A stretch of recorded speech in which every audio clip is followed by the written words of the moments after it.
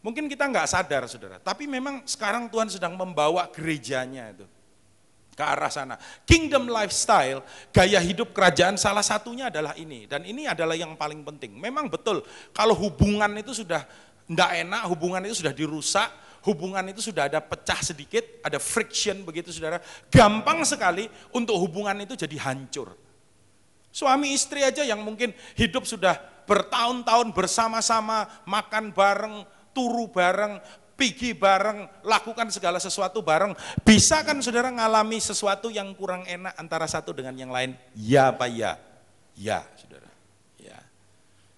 Mungkin istrinya jengkel karena suaminya kok biasanya pulang dari kantor itu paling telat 6:30 sudah sampai rumah.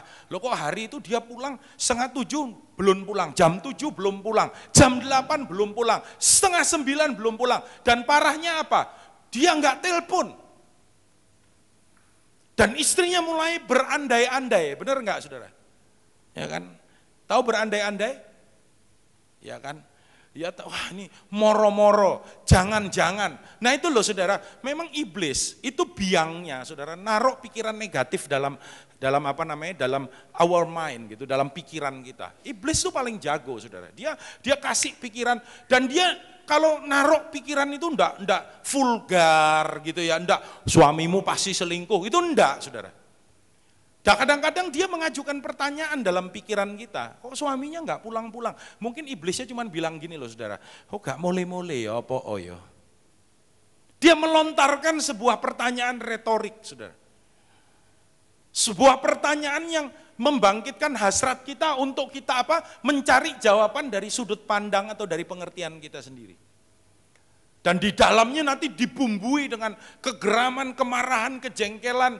Lalu saya beritahu saudara ya, hal kayak begini ini memang manusiawi dan tapi justru ini yang kita harus hancurkan saudara. Dalam setiap hubungan yang ada, bahkan hamba Tuhan yang bersahabat, yang kenal dekat satu dengan yang lain, yang melayani sama-sama, bisa kok jatuh dalam jebakan ini saudara. Waktu dia lihat temannya yang lain, loh kok bikin apa ya dia ya, kok biasanya dia tuh kalau lakukan sesuatu telepon saya loh, sharing sama saya, cerita sama saya, loh kok ini dia lakukan sendiri ya. Lalu iblis mulai ngomong, jangan-jangan,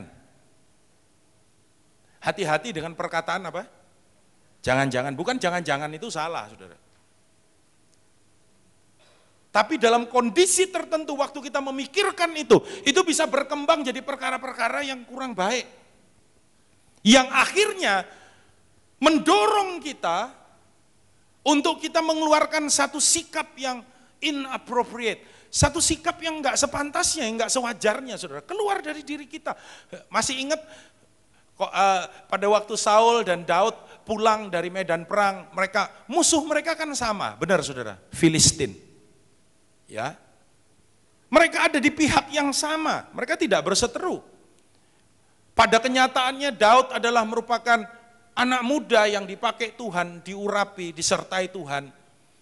Dia jadi pahlawan karena dia membunuh musuh yang paling ditakuti oleh orang Israel, yaitu Goliat. Betul saudara? Dan Saul senang dengan Daud. Buktinya apa saudara? Saul ngomong sama Daud, pack your belonging, come to my palace katanya. Itu barang-barangmu di rumahmu bawaan, pindah ke istana. Itu tanda dia ajak Daud untuk masuk ke istana, itu tanda dia senang dengan Daud. Bahkan Daud dijadikan menantunya saudara. Ya. Tapi waktu mereka pulang perang padahal musuhnya sama. Loh, kalau musuh sama itu kan tujuannya sama, benar saudara. Goalnya sama. Artinya apa? Artinya kalau misalkan musuh kita itu hancur, enggak peduli siapa yang menghancurkan, kan yang penting mereka hancur. Halo? Amin saudara? Iya, enggak peduli. Entahkah itu yang menghancurkan Saul, entahkah itu yang menghancurkan Daud, tapi apa yang terjadi? Waktu wanita-wanita Israel mulai menyanyi. Nah saya juga baru ngerti itu ya waktu Pak Hani khotbah di sini minggu sore ya saudara. Waktu dia bilang kita jangan biarkan itu nyanyian-nyanyian itu ya mempengaruhi hati kita. Sebab memang di sekitar kita tuh bisa banyak penyanyi-penyanyi atau lebih tepatnya mungkin penyonyo-penyonyo gitu saudara. Bukan penyanyi yang nyanyikan nyanyian yang apa ya Saul membunuh beribu-ribu. Wah, Saulnya seneng kan, Bapak saya itu gini ya Pak, terus terang ya Pak, kalau Bapak khotbah tuh saya itu, aduh Pak, saya seneng Pak. Kalau Bapak khotbah tuh, saya sering kali dapat jawaban loh Pak dari khotbah Bapak Pak. Tapi terus terang ya Pak ya, itu yang anak muda yang baru tuh yang kemarin khotbah tuh, yang itu kan anak didik Bapak ya, oh iya Pak, waduh jujur ya, maaf loh Pak ya, ini terus terang katanya, dia tuh khotbahnya lebih dahsyat loh Pak dari Bapak. Hah? Padahal kan yang dihantam tuh musuhnya sama saudara, iblis. Loh, perkara siapa yang khotbah enggak jadi masalah kok kalau saudara punya persoalan dan persoalan saudara terjawab. Enggak peduli siapa yang khotbah, mau si Pejo, mau si Matius, mau si Petrus, mau si Daniel, mau si siapa. Enggak masalah kok, yang penting apa yang jadi pergumulanmu dijawab Tuhan. Halo? Amin saudara? Lu enggak peduli. Coba begini loh saudara, suami istri punya tabungan. Istrinya dapat undian Mercy, suami ikut seneng nggak? Ada suami loh, kok untuk Mercy, aku kok gak yuk? Loh ini suaminya mesti dibaptis lagi, di laut mati sana saudara, aneh.